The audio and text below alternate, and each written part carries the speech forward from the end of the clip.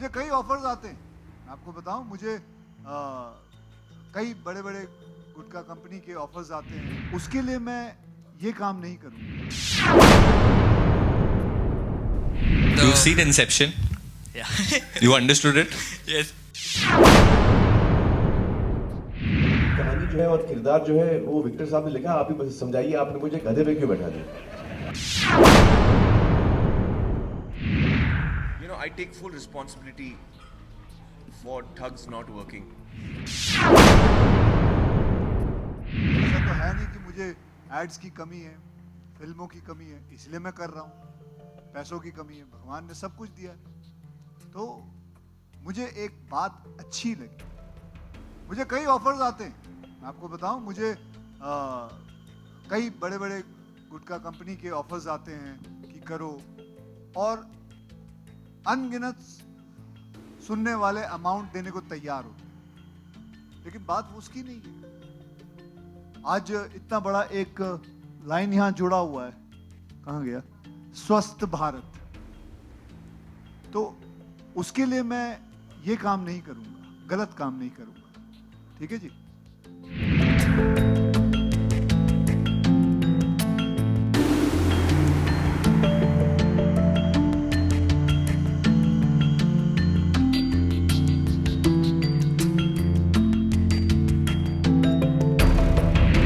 Not much is known about the main plot of the film. Correct. So do you want But to? that was the point, no? Yeah. So is that the reason why? Is there something special about the? You've seen Inception. Yeah. You understood it. Yes. You liked it. Yes. Then you like Dilwale also.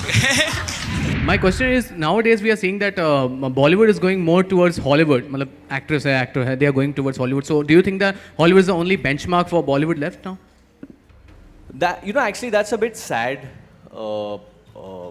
Earlier last year, I think during Dilwale, I had made a comparison in a joke which some people took seriously for some reason, and I said it sarcastically, and some people thought I was serious, and it became a thing. But I don't think it should be a benchmark. Yeah, it's a wrong thing.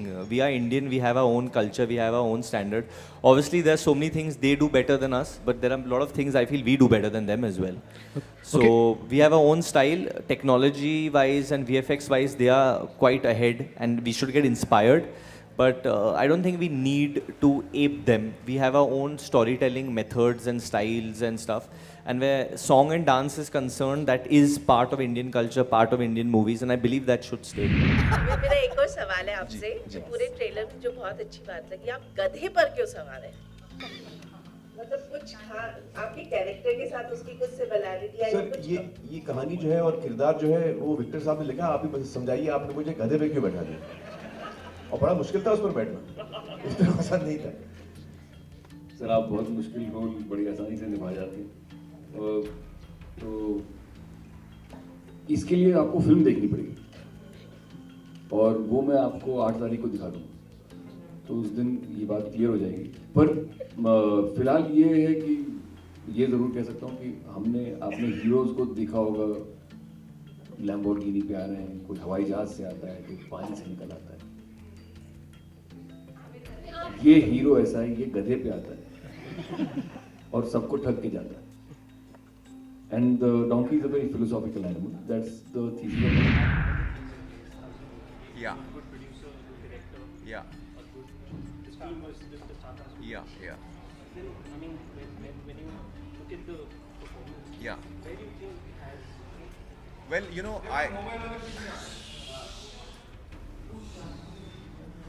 I would like to say that, you know, I take full responsibility for thugs not working with the audience. I think we went wrong, but I would like to take full responsibility for that. You can be sure that we tried our level best. हमने कोशिश पूरी की, कोशिश में कोई भी कसर नहीं छोड़ी हमने, लेकिन कहीं ना कहीं हम गलत गए। कुछ लोग हैं जिनको फिल्म पसंद आई है, और उनका हम शुक्रिया अदा करना चाहेंगे, और हमें खुशी है कि कुछ लोगों को पसंद आई है, लेकिन वो बहुत माइनॉरिटी में।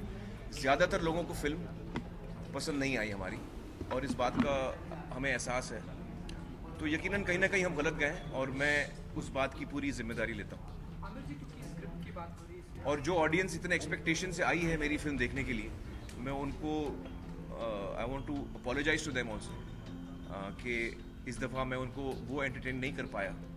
कोशिश हमने पूरी की थी, लेकिन जो लोग इतने एक्सपेक्टेशन से आए उनको मज़ा नहीं आया।